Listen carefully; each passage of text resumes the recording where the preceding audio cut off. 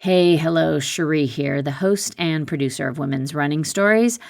And before we get going, I just want to acknowledge that women need pockets, especially us women who run. And that is exactly why Oiselle designed the pocket jogger tights and shorts.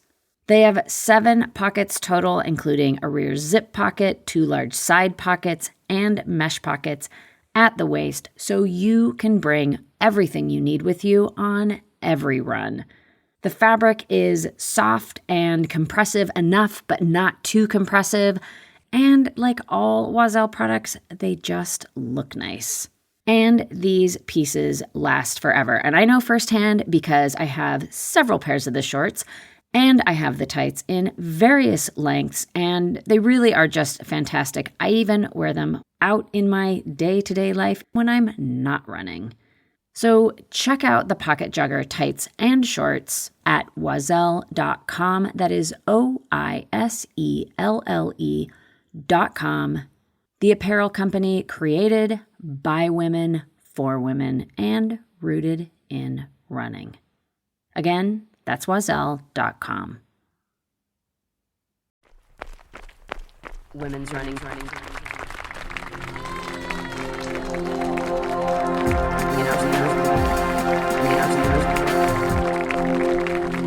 Women's running stories.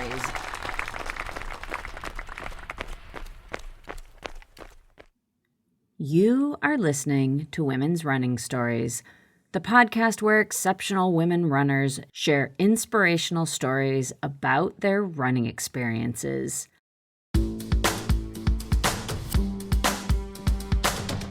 I am Cherie Turner. I am the host and producer of Women's Running Stories, and I'm also a runner. And this episode is an update of the Over 50 Sub 20 5K project, where I am tracing my journey to run under 20 minutes in the 5K in my 50s. I am currently 54 years old, and I am calling this phase of the journey The Power of Belief. This is the 4th episode in this series, and if you haven't listened to the previous episodes, you can go back and do that. You'll get more context and details about what has happened so far, but it is not completely necessary to go back and listen to all of those before you listen to this one. This episode will focus on what has happened since the last episode, which came out in early January. And I am so excited to get into it. When I started this series, I remember thinking I hope there's enough to talk about with these updates. And wow, there are no shortage of lessons or experiences or aha moments that I just get really excited to talk about. And this last few months, it has absolutely been no exception on that front. There are a couple of moments in particular that have been really pivotal, and I'll get into it.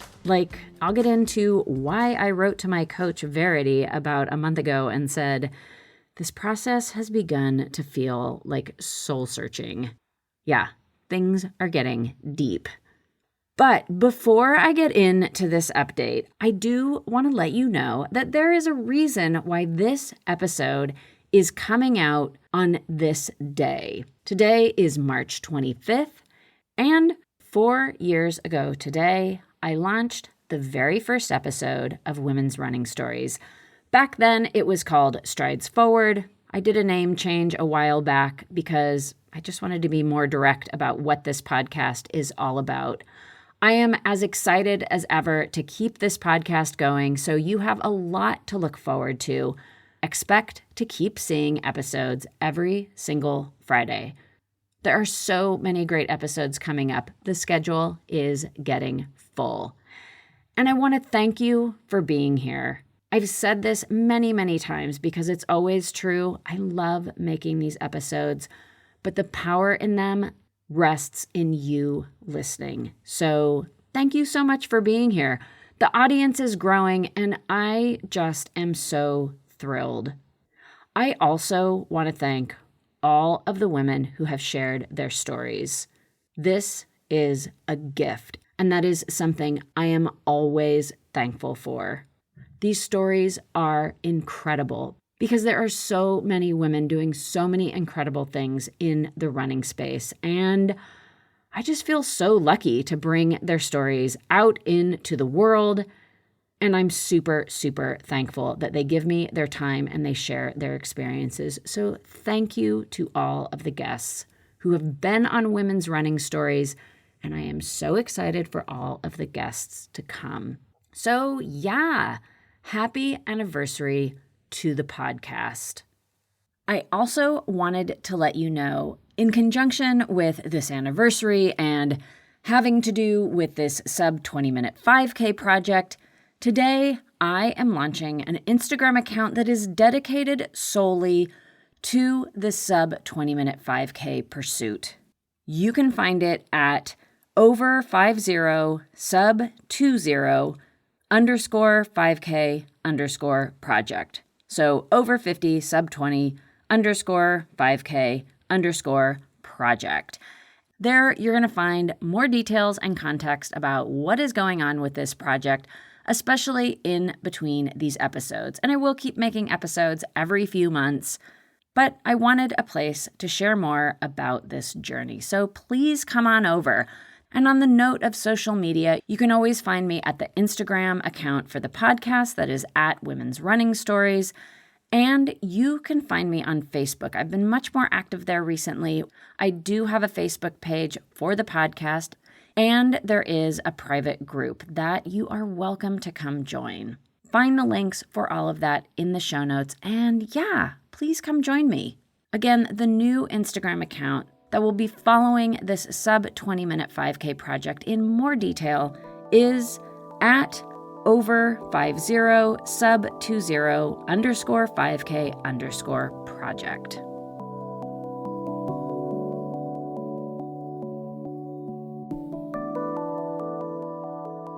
Now, returning to the sub 20-minute 5K project. First of all, I did want to address why I wanted to do this. I don't know that I've ever actually addressed this on the podcast before, and it came up in conversation with a friend of mine recently. She was just like, well, what's the significance of breaking 20 minutes? This is a friend of mine who is not in the running world, and I thought this was a really good question because why? And quite frankly, it started out because 20 minutes, it's a nice round number, and it's also really hard. And I knew that in concept. Now that I am more involved in this project, I realize this is a pretty audacious goal.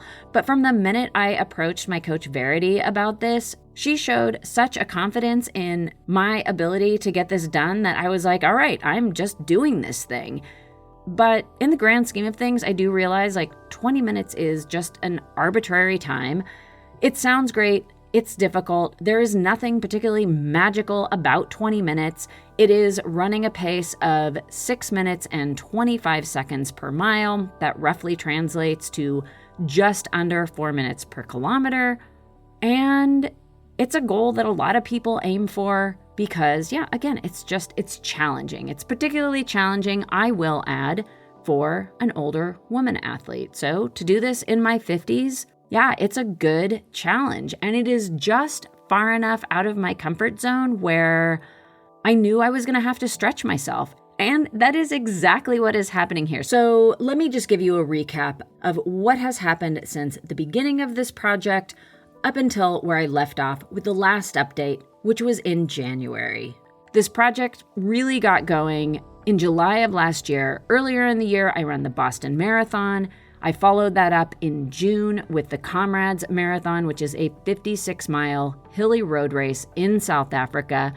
And that put an end to the chapter of me running longer distances like the marathon and ultras.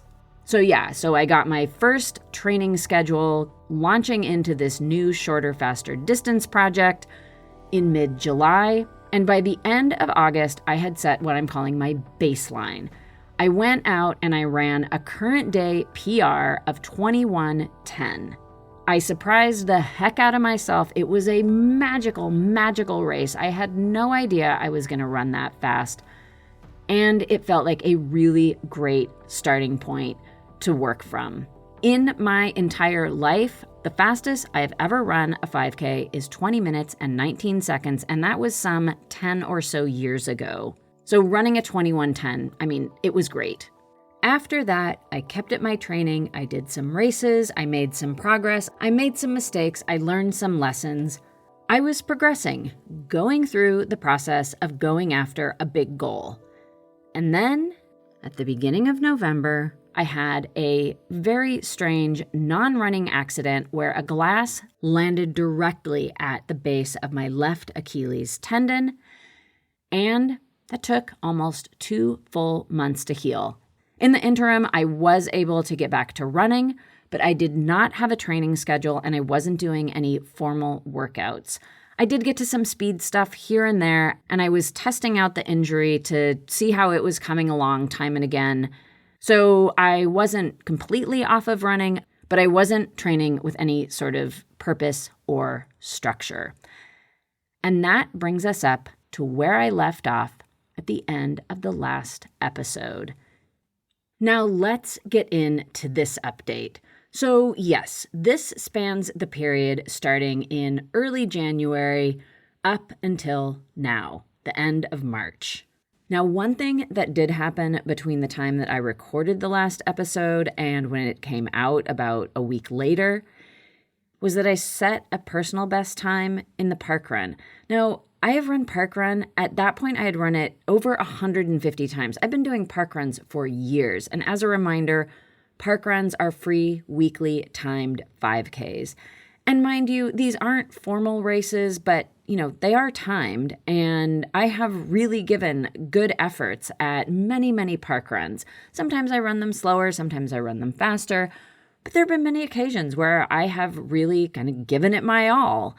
And on that day in late December, I ran 22:05 and completely shocked myself. I was still coming off of my injury. And on that day, I did decide, I'm just going to push it a little bit and see how things feel. And I had some other friends. I kind of knew what times they were going after, and so I sort of kept them in my sights. But other than that, I really had no expectations. I wasn't intending on setting a personal best time. So, surprise! And then I was back with my coach, Verity Breen, back to structured training, back to formal workouts. And the first thing on the agenda was run a 1-mile time trial. And I realized this was to set the baseline. Where was I at after this injury, after this long recovery period? And I ran a 6:27, which was promising. Now, I did fully realize that to run a sub 20-minute 5K, I need to average miles that are 6 minutes and 25 seconds. So clearly, I had a lot of work to do, but I was feeling optimistic. And that week I wrote to Verity, so this feels like a solid place to start building back from. And that's exactly where we were at. And I got back to it. I got back to my regular training, which more or less looks like 6 days of running per week, 1 day off. 2 of those days are speed work, 1 day is a long run, and the rest of it are shorter runs with some pickups, like 30-second strides type of thing. I also do a couple days of strength training, and I do lots of movement exercises, like sort of PT type stuff, kind of throughout the day, just to keep my body moving well. So a lot of dynamic stretching and things like that. And I've been really into foot exercises recently, so I've thrown that into the mix.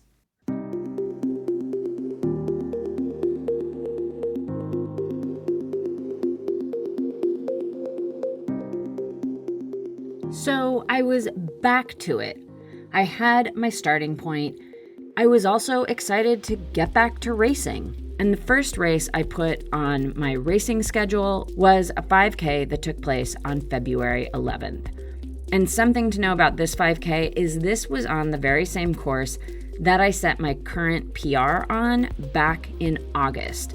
That was when I set the baseline for this whole project, and it was 21:10. So I was looking forward to it, but I also realized that I was a little bit stressed out about this because I wanted to set a new PR. I knew the course and I knew that it was fast. And so I was sort of excited, but also stressed out. So as I was approaching this race, I just thought, I'm going to apply my positive mental attitude and I'm going to get to that start line and it's going to click. I'm just going to be open to possibilities. And I did do all of those things. But in hindsight, I also know I was putting pressure on myself to perform. And when the gun went off and I expected this magic to happen, that I would suddenly click into this running really fast and feeling awesome like I had the last time I had run on this course, instead of that, I did not feel great. I wasn't running particularly fast, and within the first mile, my breathing had gotten totally out of control. It had gone into sort of this panic panting, and I realized that this was going sideways. I did manage to rein things in a bit. I focused on settling in to a pace. I focused on controlling my breathing. I focused on trying to turn around these thoughts that were going on in my head about this is not my day. This is not going the way that I wanted it to. Just all the rumbling that goes on. And I got all of that somewhat under control. But by the time that I was able to wrangle all of that, I was coming into the third mile, which I did run well. I negative split the race. I focused until the very, very end, and I did give it all that I had, and I ran a 21:35, which, look, it is not a bad time, but it wasn't what I had set out to do, and furthermore, I knew that I could have run better. So I was frustrated, and I chalked it up as a good workout and a good effort. But giving it some thought over the next few days, I realized that something had just gone sideways for me, and I was having a hard time putting my finger on it. I do like to find the upsides even to situations where things did not go well, but this one was really not sitting well with me because I knew there was something at the core of what had gone on that I really needed to give a good look at. So I did have some really helpful exchanges with my coach, Verity, and we identified some key issues, and one of them was race anxiety. And this, for me, is separate from having a positive mindset, which by and large, I have gotten pretty good at. It's not 100%, I'm not perfect at it, but it is worlds better than it was, say, a year ago. But race anxiety is something different. And what I realized looking back on that race day was that I ended up showing up to the line sort of emotionally void. I described it as being emotionally flat.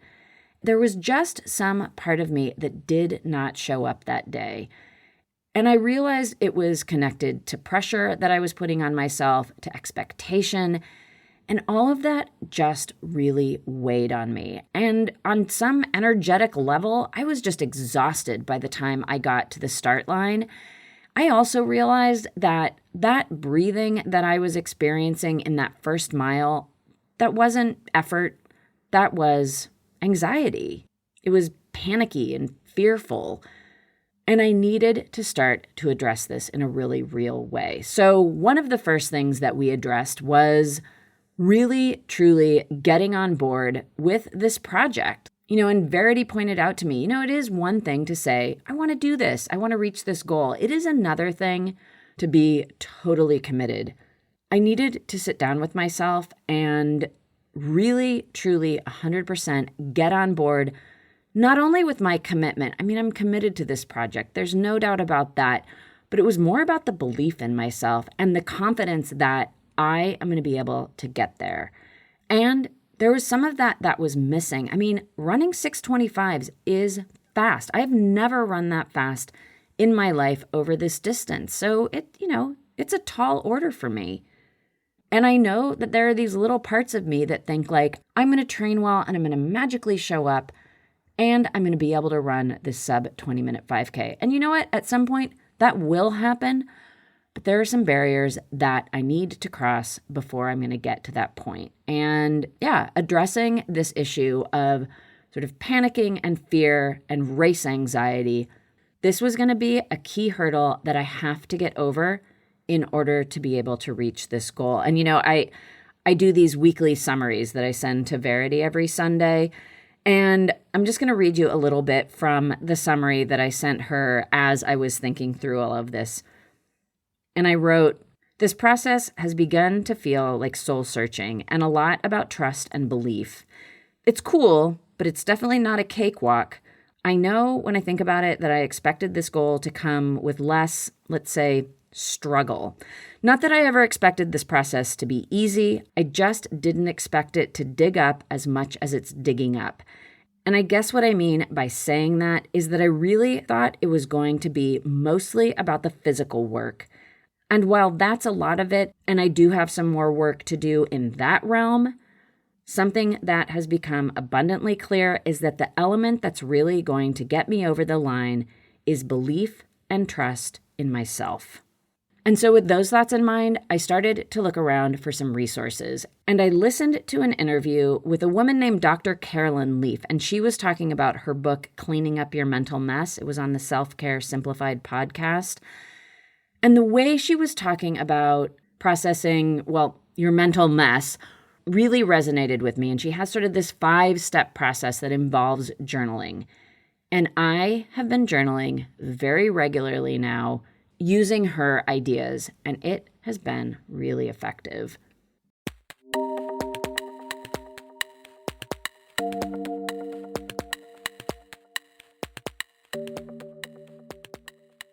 But going back to the aftermath of this race and having reflected on it, I wanted to get to work putting some new strategies into place to address this race anxiety, which really is performance anxiety. And I didn't have to wait very long to address this because the very next week on my training schedule was a workout that I really wanted to nail, and I knew it was going to be really tough. It was 3 by 1 mile, and tackling that workout was definitely enough to kick up my performance anxiety. So I decided to approach it like a race and give myself the best shot at making it a success. I drove to the local park run course that I know really well, and the beginning of it has a slight downhill, so I knew that would give me a little bit of a boost at the start of each one of these intervals and sort of kickstart my self-confidence. Also, beforehand, I made sure to dress in clothing that made me feel fast. I put on my old racing shoes that I use for speed work, and I listened to sort of my new anthem songs. It's this rapper NF. And there are 2 songs in particular that I really, really love. One of them is called Hope, and the other one is called The Search. And in particular, in The Search, he has these 2 lines that really resonate with me. The point of making is the mind is a powerful place, and what you feed it can affect you in a powerful way. It's pretty cool, right? Yeah, so the point I'm making is the mind is a powerful place, and what you feed it can affect you in a powerful way. And wow, didn't that apply to my current situation. So I was pumped up on anthem music. I was dressed for the occasion. And in my warm-up, my legs did not feel that great. They were a little bit tired, but I had decided I was only going to focus on getting the job done. I wasn't going to think about my tired legs. I wasn't going to think about anything else. I was going to think about, I know that I can work hard. I know that I don't quit. I know that I'm going to see each one of these mile repeats through to the end. And I was determined that I was not going to be disappointed with these efforts regardless of what the watch said. I was determined to absolutely focus 100% on the effort, give my very, very best so that I could be satisfied knowing I had done everything I could on that day. And you know what? It wasn't pretty. My breathing wasn't perfect. But I was so determined, and I got it done, and I had some confidence in myself. I told myself to believe in what I was doing, and I really did. I absolutely just wouldn't let myself doubt my abilities, second-guess my determination. None of that. I was just determined to grab onto some self-confidence and really go all in on it.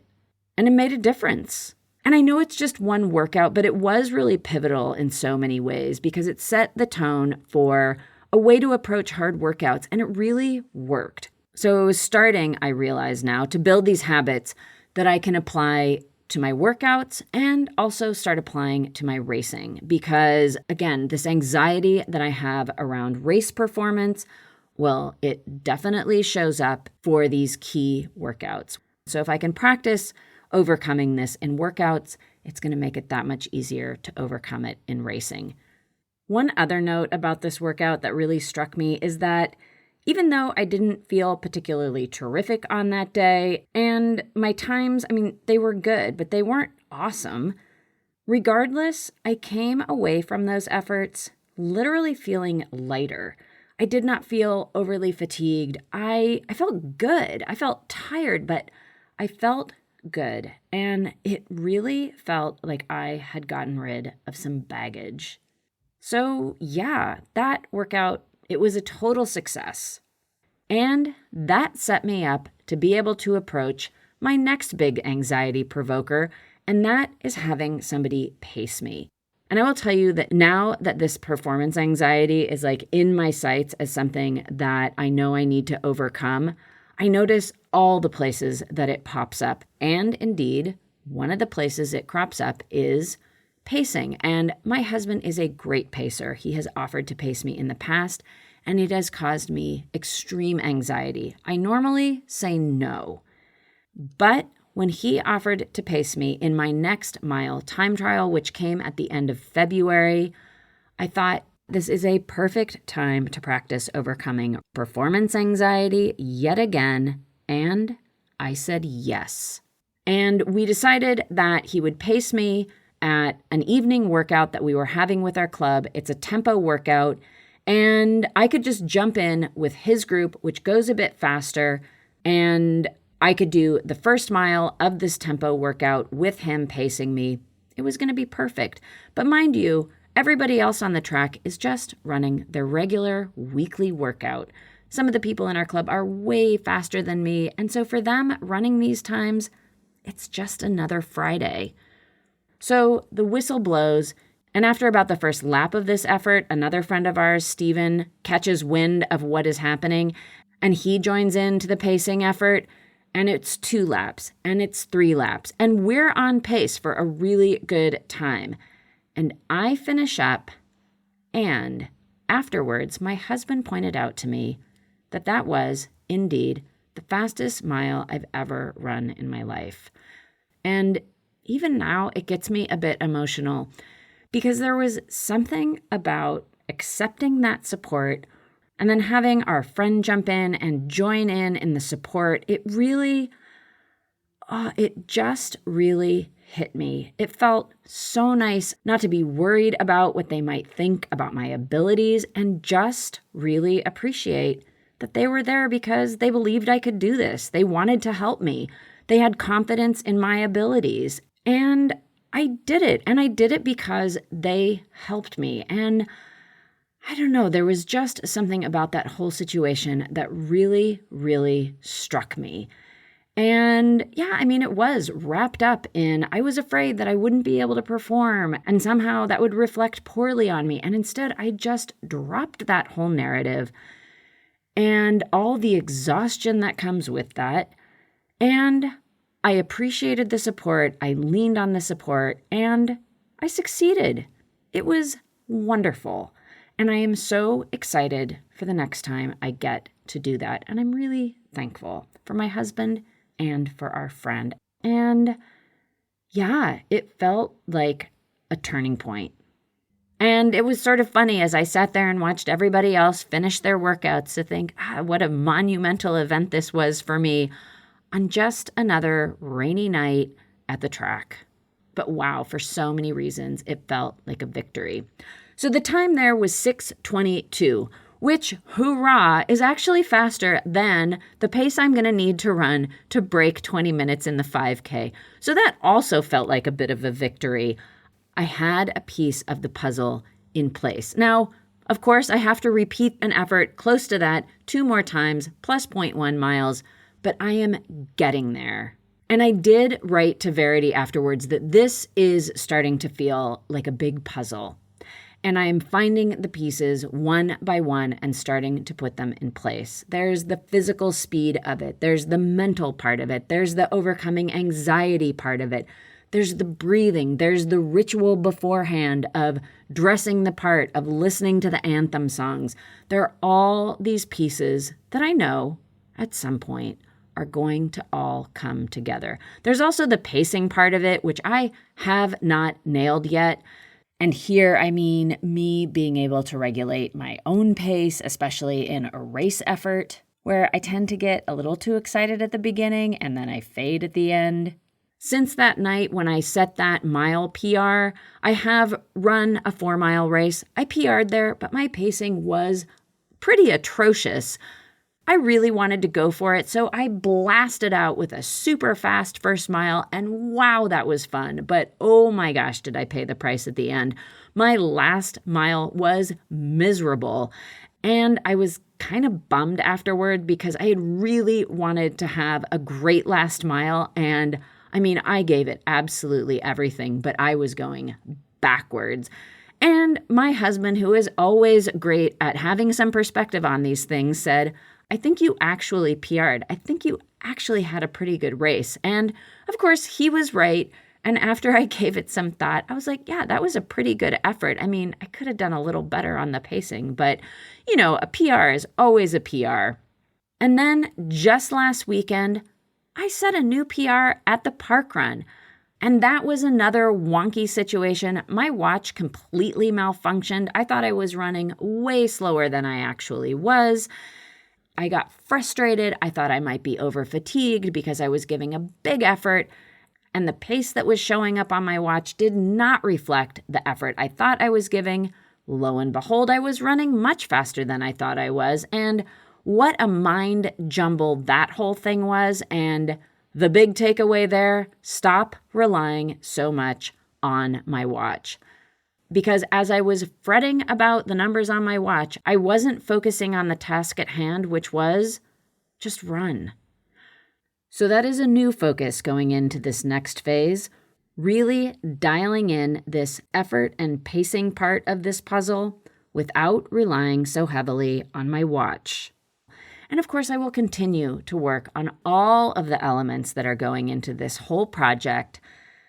And encompassing all of those puzzle pieces is one key element that I now have, and that is belief. I absolutely know and I absolutely believe that this is going to happen, and I can do it, and I have conviction about that. And that is really, really freeing. It's just going to take some time, and I am going to keep chipping away. The next race on my schedule is April 10th.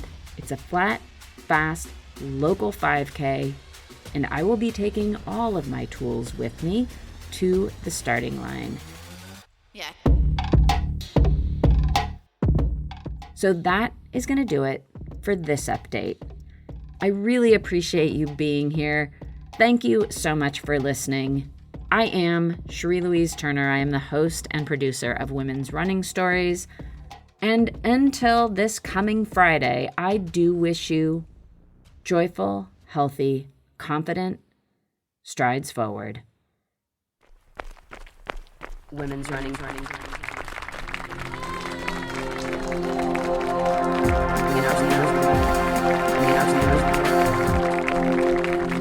Women's running stories.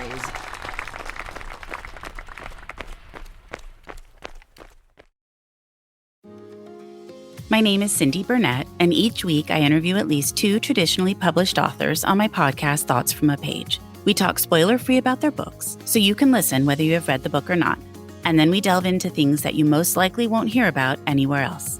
The importance of the cover design, why they included various aspects of the story, personal details about both the books and the authors' lives, and so much more. You can find the podcast on every major platform and learn more about it on my website, thoughtsfromapage.com. Thanks so much for checking it out.